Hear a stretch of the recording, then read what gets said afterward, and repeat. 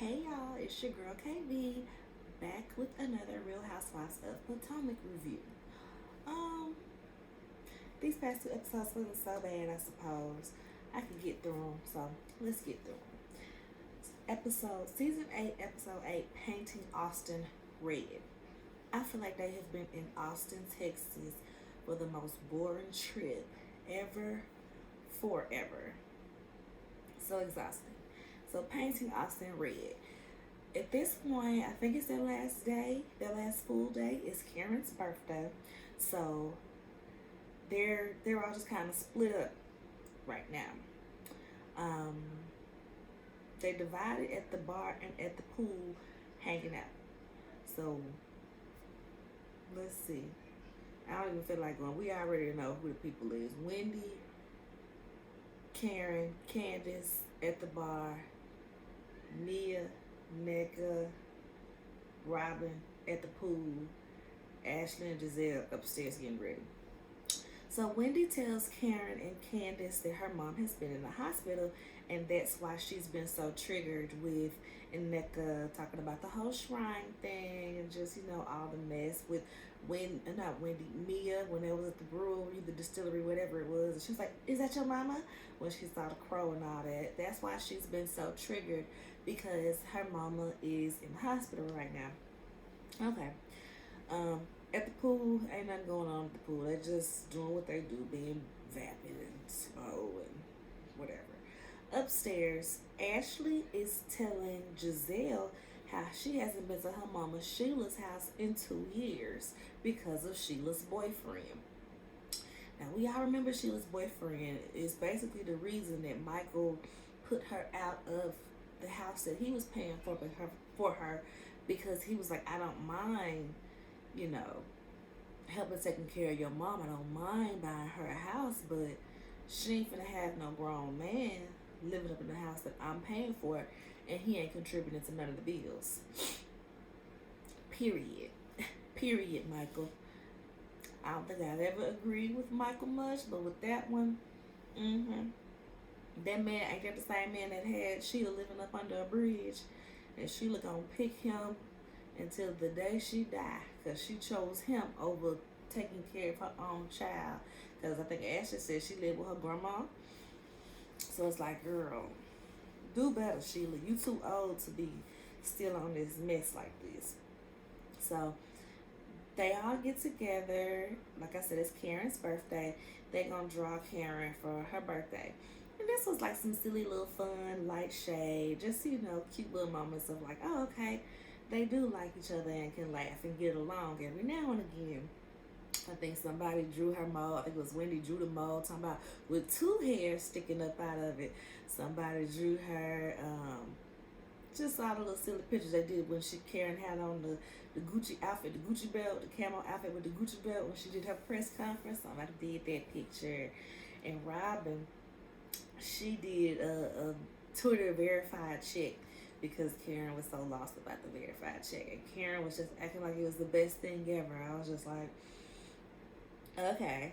So they sing happy birthday, and Giselle brings out an apple pie. She brought an apple pie out the freezer, since that was the little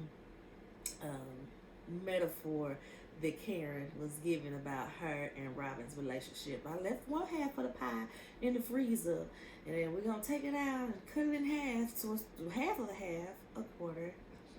So that's what she's doing. They're going to have apple pie for her birthday. Next, they go to dinner, and basically Mia is prepping us for her and Gordon's breakup. She just always say little things where, let me drop the seeds, let me plant the seeds that I'm unhappy and that this is happening or whatever.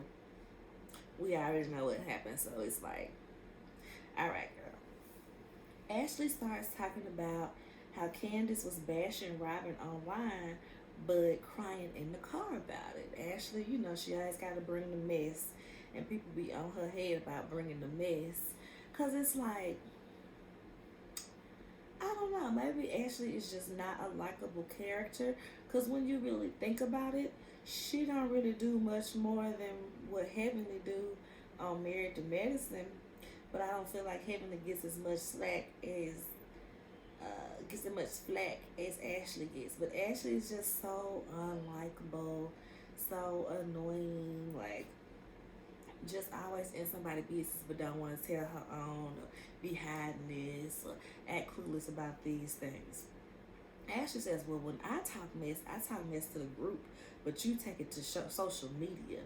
And it's like questioning Candace, and it was just so annoying. So annoying, y'all. And Candace says, talk to my ass. Okay, I'm not finna deal with you. I don't have to answer to you. If Robin asks me a question, I answer it. But you, get out of here. She said, well, walk away so I can see it. She said, girl, you can't put me out of nowhere. You ain't putting me out of nothing. Like, whatever. Robin is saying what she did was unforgivable. None of us should use social media to weaponize things. And it's like, is that not what you do on your podcast with Giselle? Okay, girl. Robin leaves talking about she's full, but she's always running when people trying to hold her accountable. Mia is like, she's not okay. She's not okay. Karen, like she said, she's riding the fence. She said, I'm not going to value Robin's tears over Candace's. Like, they had a real relationship. They both feeling feelings. Like, I'm not going to value her tears over Candace's. So, whatever. She decided that's what Karen said. She decided that she's okay with the treatment. She's dealing with Juan doing all this crazy stuff. She's fine with it, so why should we care? Robin calls Juan. She FaceTimes Juan, and he don't turn his camera on. What you doing? Why you want to turn on your camera? Oh, I'm doing laundry. Like folding clothes. Yeah, like folding clothes. With Coach Bree? Okay. So he basically tells her, be the bigger person, just listen to Candace. She gets mad, she hangs up.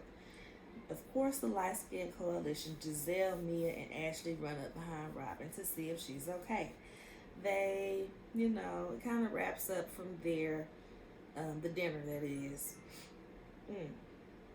Kind of wraps up from there, and, they all leave because they're like, well, we might as well go.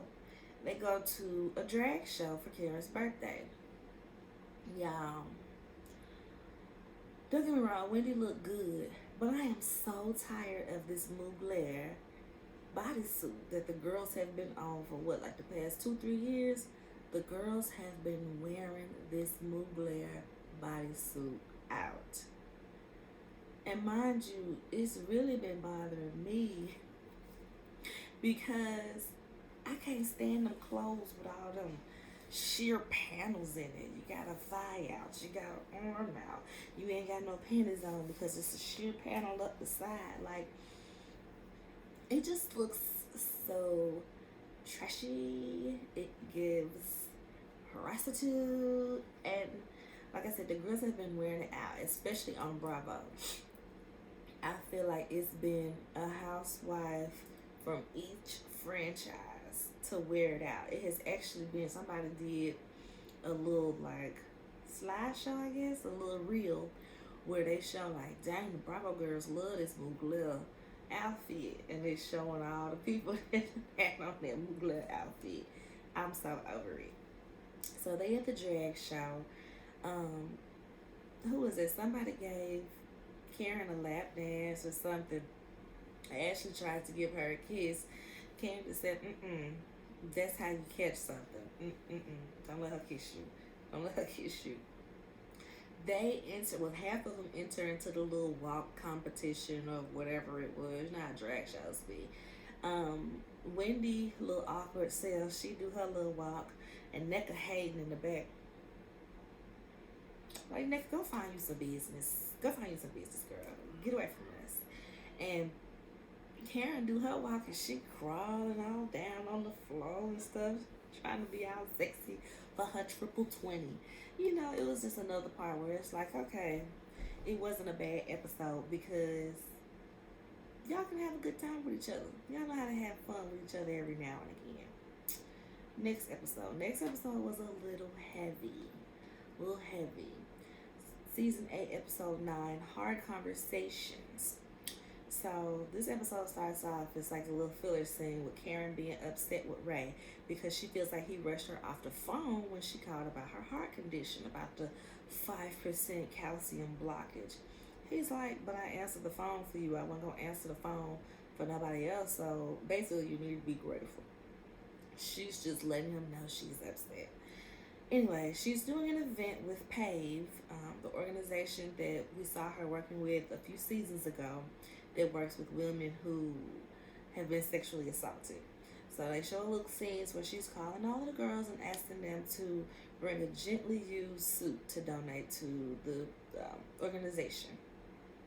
Next, we see a double date between Mia and Gordon and Robin and Juan. They go to a cooking class. Mia says since they can no longer afford a chef, Gordon is cooking more and he's really liking it. So, let's make a little date thing out of it. Mia straight up asks Juan about the credit card on the hotel room. So why couldn't you do it over the phone? You didn't want to do it over the phone? He was like, nah, I drove up there. She was like, well, next time. He was like, I'm a grown man. Like, I made a mistake. Ain't gonna be no next time. It's fine.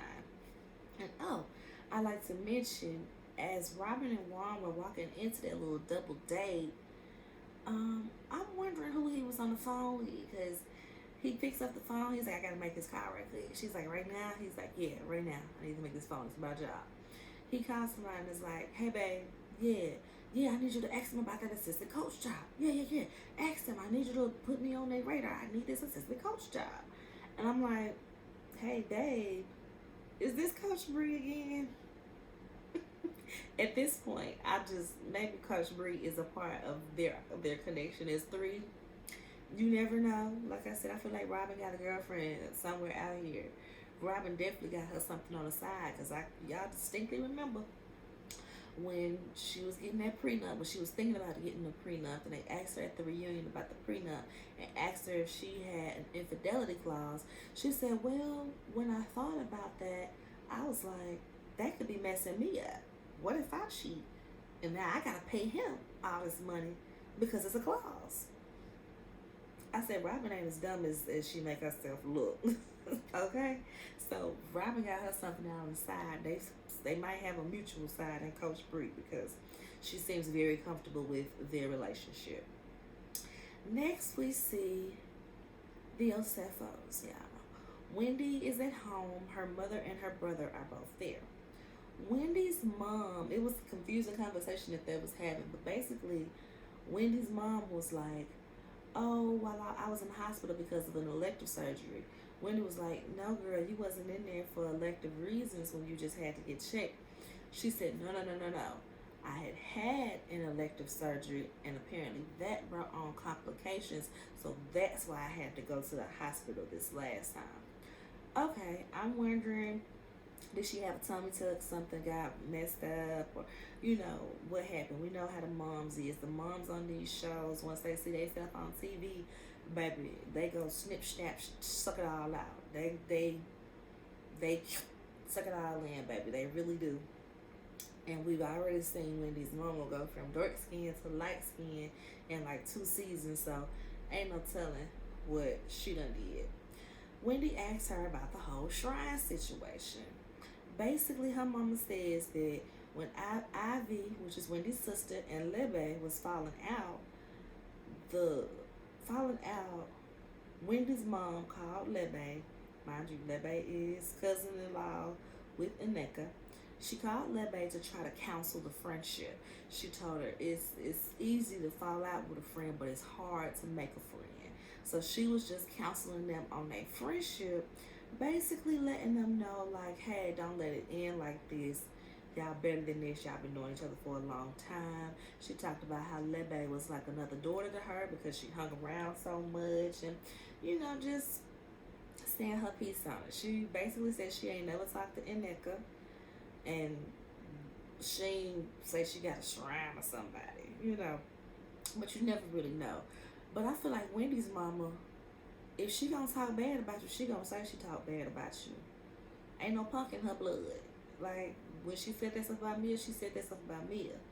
Even the stuff online, and when they was at, what was it, the not the christening, but whatever little religious ceremony that they had for the kids this season. She was like, "Is Nia coming?" Oh, okay. I was just making sure, see if I need to bring my raincoat. So if Mama Wendy gonna be shady, she gonna be shady for everybody to see. So I kind of believe her about, she didn't curse this girl to no shrine or whatever. She probably talked a little crazy, but all this shrine talking, all this stuff that they holding on, it's just so extra. Next we see the most annoying thing for me, because it just shows you where Giselle's priorities are. The first part was cute. Giselle takes Grace to a self-defense class. It was hilarious because Giselle sucks. Grace doing good. She flipping the guy. She doing all this. Giselle couldn't flip him. She just was doing bad. They sitting and talking afterwards, and Giselle asks Grace about relationships, and you finna go off to college, and you gonna have a little boyfriend. What you gonna do? Grace said, "I'm not trying to be in a relationship." Grace is just too cool for school. Even with Prime, remember, she was like, "I ain't worried about these boys. Like, ain't nobody got time to be worried about these boys. Ain't nobody worried about them." She ain't trying to be in a relationship. Giselle says, "Yeah, just have friends like me and Jason. You know what? Yeah, let's call Jason. Let's call Jason." You're supposed to be spending quality time with your daughter as she is about to go out to college soon. And you taking up this time to FaceTime this fake boyfriend that you got that lives states away. Even Grace was annoyed. She was just like, "Oh my God," rolling her eyes like, "Really? This is what we doing, Mom? We gotta call Jason. Hey Jason, how you doing?" Very annoyed. And it's just really upsetting because it's like, Giselle, do you not see the example that you're setting for your daughter? That she always got to run behind a man. She just, it's so annoying, y'all. It bothers me to my core. Next, we see a little mini scene. Candace is driving somewhere. She talks about how she had a mammogram and they found 2 lumps. The doctor said that the lumps weren't serious. They were probably just lymph nodes, and they can wait and see and just keep checking up on them. Candace said, "Why would we wait and see? Why wouldn't we just go in and remove them?" Apparently, she has a family history of breast cancer, so this is kind of freaking her out, and I totally understand. I don't even have a family history of breast cancer, but I can recall finding a lump in my breast and them just being like, "Oh, it's not cancer." And I was like, "Well, girl, what is it? Does it come out? Does it deflate? Like, y'all need to tell me something." And it wasn't until 2 years later, 2, maybe 3, maybe 4. It was much later where I realized it was a cyst. The cyst had burst.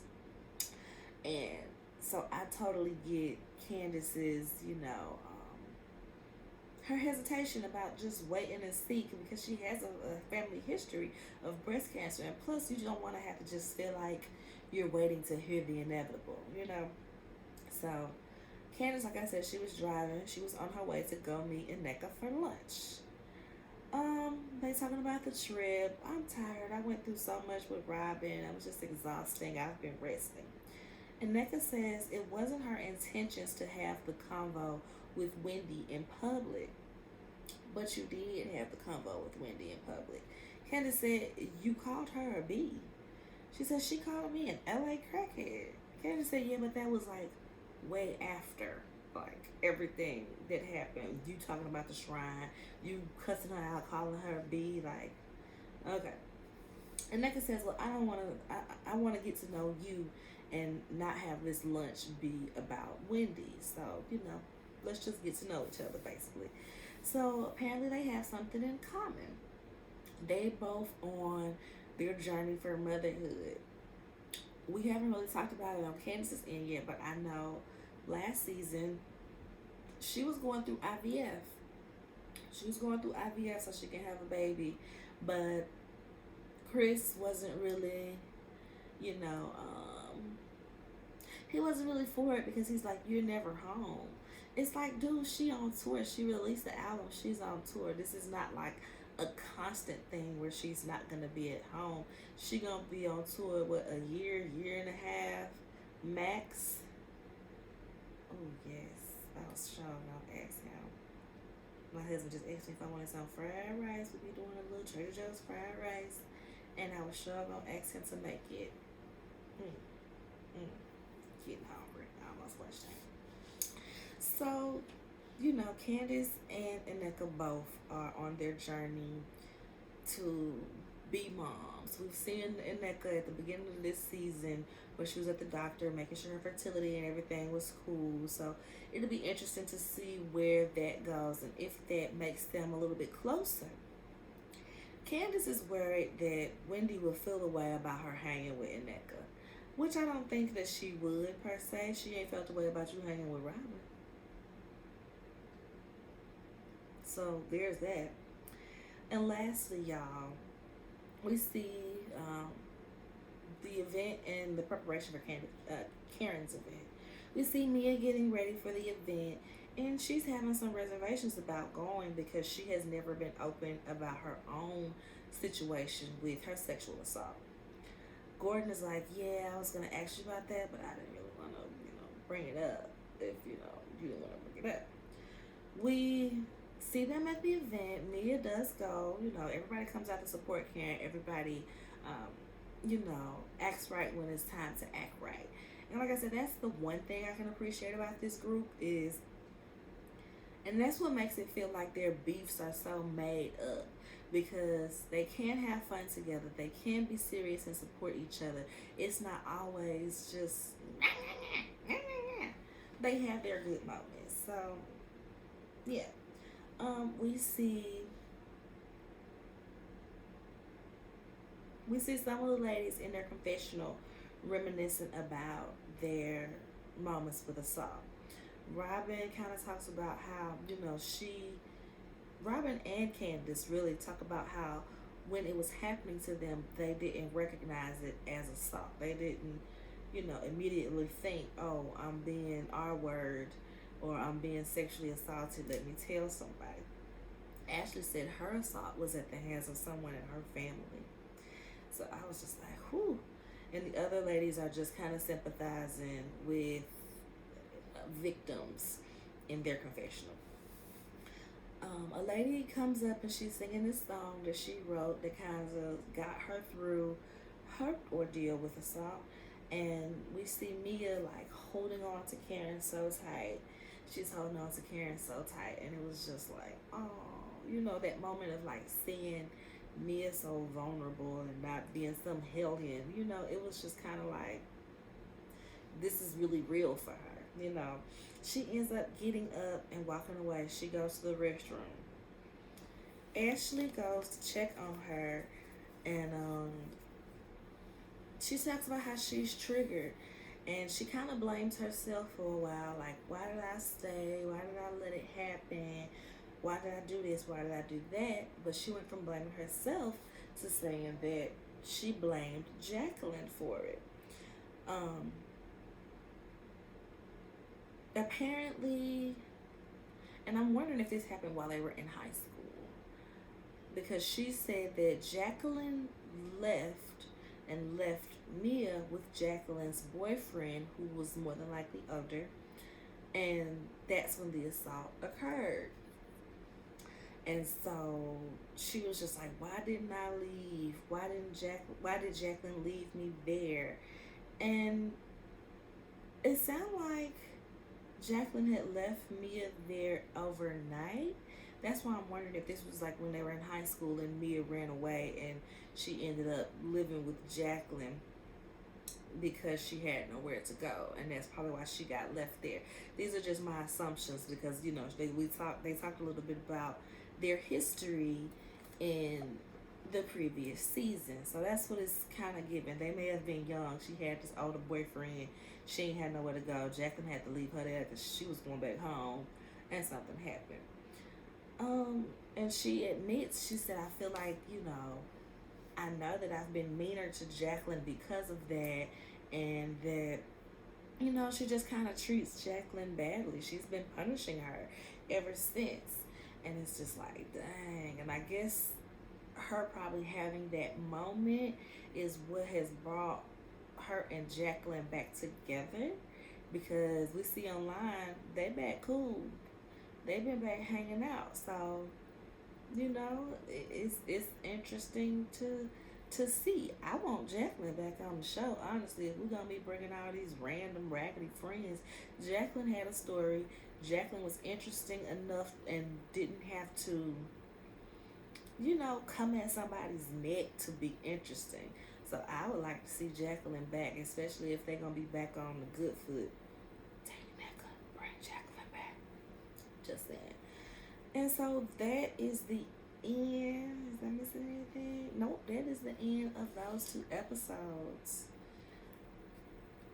Like I said, these 2 episodes wasn't so bad. It didn't feel exhausting. I wasn't exhausted watching these episodes because they wasn't forcing fights and making something out of nothing and dragging stuff on too much from episode 1. So these were pretty bearable. But alright, y'all, make sure y'all like, thumbs up the video, subscribe to the channel if you haven't already, and let me know what y'all think about this episode, or these 2 episodes. Alright, see y'all later, bye.